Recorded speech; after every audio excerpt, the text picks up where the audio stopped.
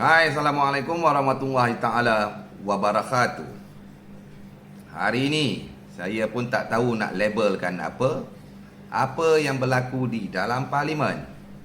Sejarah hitam ke? Sejarah kelabu ke? Sejarah badut ke? Yang pastinya satu dunia pasti memperlekehkan kualiti Parlimen Malaysia. Kita sudah pun di tahun 2023. Namun kita boleh lihat sendiri tahap ahli-ahli parlimen yang ada di dalam parlimen kita. Yang paling penting adalah ketua kerajaan itu sendiri. Apabila ketua kerajaan tu semua tahulah, Perdana Menteri lah, Tambun, tidak menunjukkan kualiti ataupun tidak menunjukkan contoh yang baik, bukan kata hanya pada rakyat Malaysia tetapi dunia antarabangsa. Bagaimana seorang Perdana Menteri boleh membuat tuduhan rambang, tuduhan palsu, menuduh Putrajaya perkara yang tidak pernah pun disiasat oleh SPRM ke PDRN ke, tak ada. Tetapi inilah yang berlaku. Sedangkan ketika itu Perdana Menteri sedang untuk bercerita. Saya suka pakai perkataan bercerita kerana dia kaki sembang. Bercerita tentang DNAA Zahid Hamidi. Kenapa perlu naik angin? Nampak sangat ada yang tak kena. Nak bercakap, nak bercerita tentang DNAA Zahid Hamidi, teruskan je lah. Kenapa perlu koyak?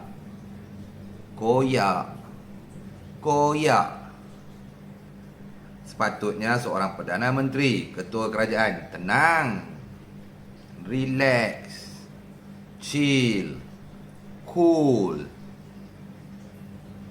Sedangkan Perdana Menteri begitu yakin DNAA Zahid Hamidi itu dituding jari, dituduh, dilempar di atas kepala bekas Peguam Negara Datuk Idris Harun.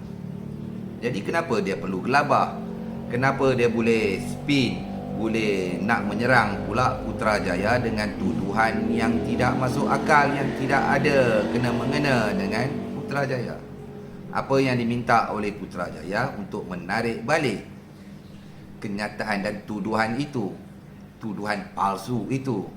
Namun seperti biasa, speaker hari ini, speaker yang rosak, speaker yang tak berani, speaker telah pun menunjukkan hari ini beliau adalah speaker yang cukup gagal. Tidak tahu membezakan apa itu peraturan mesyuarat. Dia speaker pun dia tak tahu apa itu peraturan mesyuarat. Dan beliau memegang buku peraturan, namun beliau tidak mengikut apa yang tertulis di dalam buku peraturan mesyuarat. Itu masalah speaker. Kerana takut, kerana yang buat silap itu, yang buat tuduhan palsu itu adalah Perdana Menteri sendiri. Tuan-tuan dan puan-puan, sama ada Anwar pembohong ataupun tidak, ataupun Idris Harun yang pembohong ataupun tidak, ramai, bukan kata di Malaysia saja tetapi malahan di seluruh dunia tahu menilai yang mana benar, yang mana tidak. Perdana Menteri boleh bagi contoh, berpuluh contoh kes-kes yang sudah pun dilepas dan dilepaskan tapi tidak dibebaskan ini. Macam-macam contohlah dia bagi dalam parlimen. Itu semua hanyalah sekadar bercerita. Berbeza dengan kes Zahid, tuan-tuan dan puan-puan, 47 pertuduhan itu sudah pun 4 tahun berlanjutan perbicaraan dan kes tersebut sudah pun diputuskan mempunyai prima facie oleh hakim, bukannya Perdana Menteri. Perdana Menteri bukan hakim, Speaker Parlimen bukan hakim, Peguam Negara bukan hakim. Di mahkamah, orang yang berkuasa, yang mempunyai kuasa untuk menentukan ada prima facie ataupun diarah membela diri adalah hakim.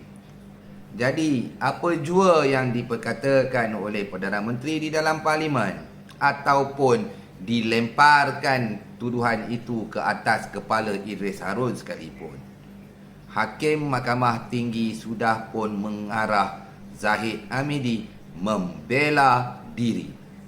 Siapa yang lebih hebat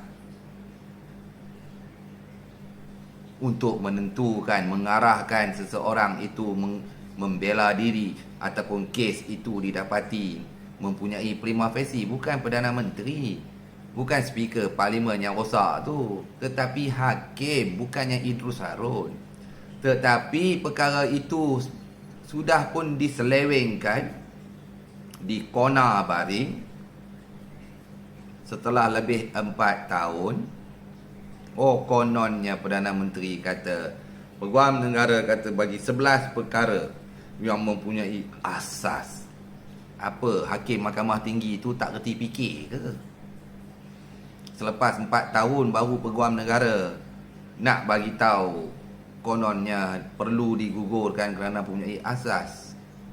Kesian kepada Hakim Mahkamah Tinggi itu. Okeylah tuan-tuan, apa pun yang berlaku, drama yang dicetuskan, provokasi yang dibuat oleh Perdana Menteri di dalam Parlimen petang tadi disaksikan secara langsung oleh rakyat Malaysia. Apa yang dituduh, dilemparkan tuduhan palsu ke atas Ahli Parlimen Putrajaya. Kemudian Ahli Parlimen Putrajaya membalasnya dengan saya yakin tambun peliwat. Saya yakin tambun peliwat, seperti mana dia memulangkan paku buah keras kepada keputusan Speaker. Kononnya tambun yakin.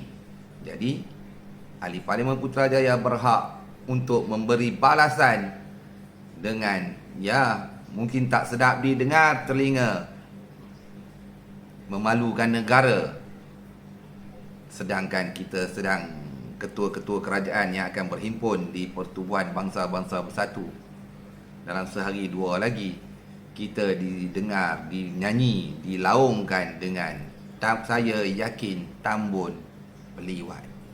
Saya yakin tambun peliwat yang diulang berkali-kali di dalam Parlimen, tanpa ada penafian, tanpa ada bantahan, kelu, speechless pemimpin-pemimpin ahli-ahli Parlimen Pakatan Harapan dan ahli-ahli Parlimen muka tak malu UMNO Barisan Nasional. Jadi tuan-tuan dan puan-puan, sedar tak sedar, saya pun tak tahu nak rumuskan betapa malunya kita, betapa hinanya kita apabila tuduhan yang dipulangkan oleh Ahli Parlimen Putrajaya itu kepada Perdana Menteri cukup memalukan negara Malaysia. Jadi kepada pemimpin-pemimpin yang ada di dalam Parlimen itu, yang mana kaki pembohong tu cukuplah, hentikanlah pembohongan. Yang mana kaki spin itu, hentikanlah spin itu. Yang mana kaki tuduh orang tanpa fakta, tanpa asas itu, hentikanlah. Kerana itu adalah Dewan yang mulia, Parlimen Malaysia. Bukannya pasar malam, bukannya kedai kopi, bukannya kelab dangdut.